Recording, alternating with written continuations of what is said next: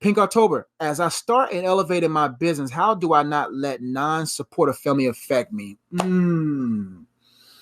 Great question. As I start and elevate in my business, in my life, etc., how do I not let non-supportive family members affect me? Listen,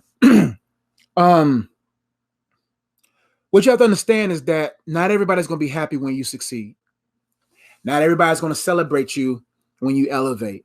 And when that becomes a wrinkle in your brain and you begin to process that and you begin to really understand that, then you will keep progressing despite the lack of or the support you do receive.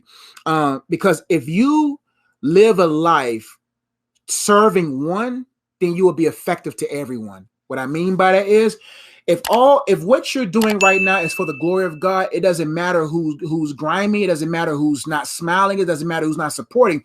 You will keep going because you're here for an audience of one. If I take care of him, if I minister to him, if I am obedient to him, I will be effective and efficient for anyone I'm here to serve. And so there's going to be people in your family that's not going to like you because your elevation reminds them of it. Your elevation becomes revelation. Their life is not elevating.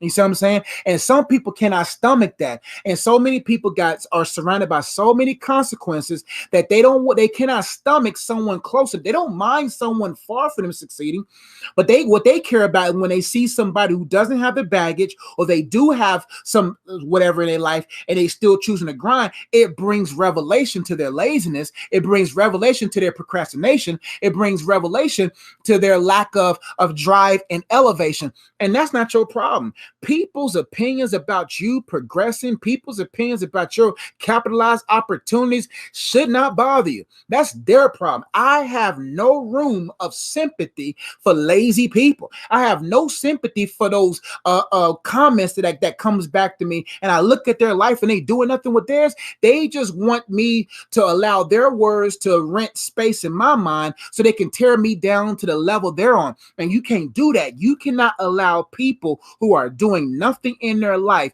you cannot allow their words to gain real estate in your mind, planting seeds in your mind, making you feel like, well, I'm not going to go too hard. I don't want mama to feel this way. I don't want my brother to feel this. Who cares?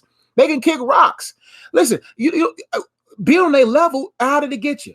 Be on their level gets you nowhere. You got to level up for leveling up's sake. You got to level up for the people that need for you to level up. And right now, if I entertained the opinions of family members and friends back in my day, I would not be where I'm at today. And I'm so glad that young Josh did not listen to him, because a lot of people try to tear me down. They didn't like what I was doing. And every year I'm elevating. I'm 12 years. And yeah, people was talking about all these different things about where ministry is now. But right now I'm elevating.